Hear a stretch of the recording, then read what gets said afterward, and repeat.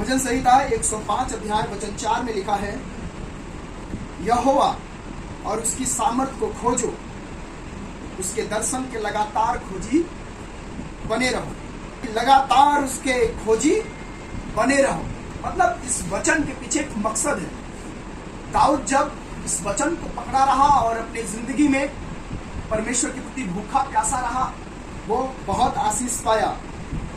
और आज मैं चाहता हूं स्पेशली कि प्रभु ने आपको 58 साल तक संभाला और कुछ ही सालों में आप सांसारिक नौकरी से तो विदा हो जाएंगे, लेकिन जो आत्मिक रिस्पॉन्सिबिलिटी परमेश्वर आपको देगा उसकी खोज में, उसके धुन में अभी से लगना है, ताकि खुदा खुश हो जाए।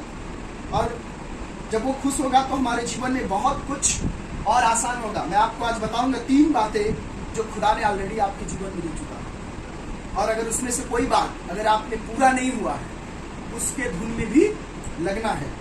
मैं पढ़ूंगा दूसरा इतिहास उसका 17 अध्याय वचन 3 से लेकर के वचन 6 तक। देखिए यहाँ पर परमेश्वर का वचन क्या कहता है। यहाँ लिखा है, यहोवा यहोशापात के संग रहा, क्योंकि उसने अपने मूल पुरुष दाऊद की प्राचीन चाल का अनुसरण किया और बाल देवताओं की खोज में न लगा, वरन वह अपने पिता के परमेश्वर की खोज में लगा रहता था और उसी की आज्ञाओं पर चलता था और इज़राइल से काम नहीं करता था। इस कारण यहोवा ने राज्य को उसके हाथ में दृढ़ किया और सारे यहूदी उसके पास भेंट लाया करते थे और उसके पास बहुत धन हो गया और उसका वैभव बढ़ गया। यहोवा के मार्ग पर चलते चलते उसका मन मगन हो गया।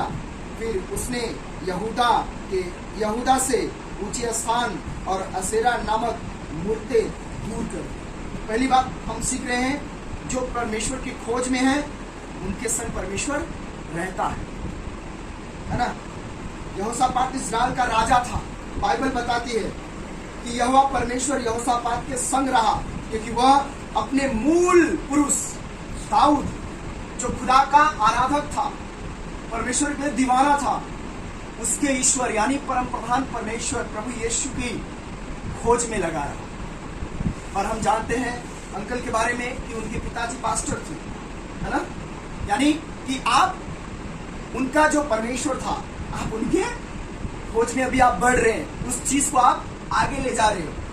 यानी पिताजी तो संग रहे, आप भी हैं और आपका वंशज भी खुदा के संग रहेगा और खुदा भी उनके संग रहेगा। ये बात मैं आपको समझाना चाहता हूँ। दाऊद की चाल चलने का मतलब यहाँ पर है कि दाऊद के परमेश्वर का आराधना करने वाला है ना। भजन लिखता था दाऊद और वीणा बजाता था, है ना। और वो सबसे बड़ी बात यह है कि परमेश्वर का सा दिल था उसके पास। वो दिल जो प्रभु चाहता था कि ऐसा दिल होना चाहिए। और जब तक आप प्रभु की संगति नहीं महसूस करोगे, वो दिल नहीं आएगा। जब तक आप उसके प्रेजेंस में नहीं जाएंगे, वो दिल आप नहीं पाएंगे।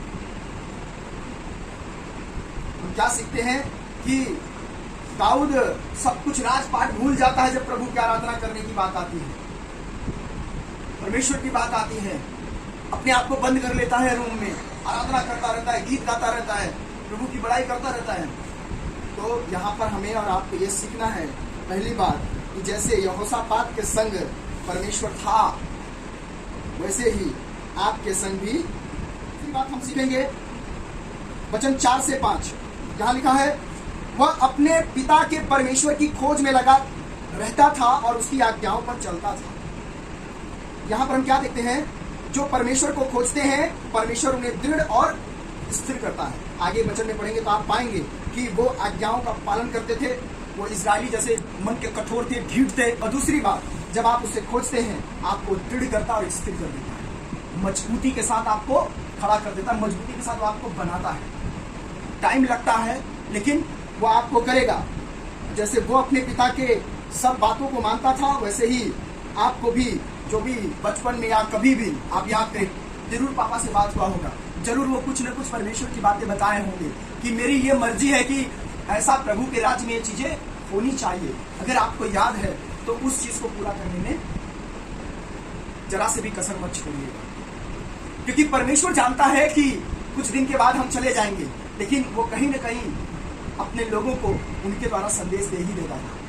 जैसे दाऊद अपने बेटे को संदेश दिया क्या कि मैं चाहता हूं कि यरूशलेम मंदिर बने। दाऊद नहीं बना पाया, लेकिन उसका बेटा सुलेमान किया। तो कहीं ना कहीं परमेश्वर बात करता है और वो आपको दृढ़ करेगा, आपको स्थिर करेगा और अपने कामों के लिए आपको इस्तेमाल करेगा। और इस दुनिया में आप जाने जाओगे परमेश्वर के नाम से। 5 पद में लिखा, इस कारण यहोवा ने राज्य को उसके हाथ में दृढ़ किया। आमीन। बस हम लोग एक काम करना है, अपने आप को, अपनी चीजों को प्रभु के सामने देखना है। कुछ भी हो जाए हिलना नहीं है, विश्वास से डगमगाना नहीं है। बाइबल कहती है छोटे झुंड तू ना डर, परमेश्वर को भाया है कि तुझे वो राज्य दे। अपने आप को उस उत्साह में लेके चलना है, निराश नहीं होना है, तब परमेश्वर हमें और आपको और ज्यादा इस्तेमाल करेंगे। लास्ट और आखिरी जो बात है मैं आपको, यहूदी उसके पास भेंट लाया करते थे और उसके पास बहुत धन हो गया और उसका वैभव बढ़ गया। खुदा क्या कर रहा है? अगर आप उसके खोज में होना, हो सकता है आज कंगाली में आप जिए, लेकिन जो परमेश्वर की खोज करते हैं परमेश्वर उन्हें धनवान और वैभवशाली भी बनाता है। आप हमेशा याद रखिएगा, जब आप प्रभु की खोज करेंगे वो आपके संग होगा। जब आप उसकी खोज में लगे रहेंगे वो आपको दृढ़ करेगा, स्थिर करेगा, ना वहीं पे नहीं छोड़ेगा। यहाँ पर हम क्या देख रहे हैं, लोग उसके पास ला रहा है ना। वो आपको धनवान भी बनाएगा, वैभवशाली भी बनाएगा वो आपको। और मत्ती में भी लिखा गया है कि पहले उसके राज और धार्मिकता की खोज करो तो खुदा आपको सारी वस्तुएं देगा। मतलब इसके पीछे हमें चलना है, चलते रहना है।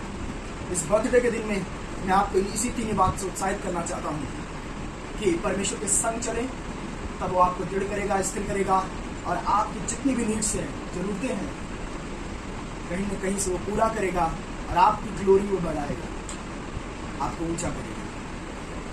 बाइबल कहती है मैंने तेरे को पूंछ नहीं चढ़ाया, मैंने सिर नहीं लगाया। इस बात से मगन होना है और उस वचन को लेकर के बोलना है, प्रार्थना करना है। और आप एक दिन देखेंगे 1 साल में आपकी कलीसिया का ये हाल है, नेक्स्ट ईयर में और कुछ बढ़ सकता है और कुछ बेहतर हो सकता है। हर साल अपडेट होता जाएगा, हर साल प्रभु अपने लोगों को भेजेगा। बस हमें स्थिर रहना है और जुताई में चलना है, विश्वास योग्यता के साथ लगे रहना है। प्रभु इस वचन पर आशीष दे।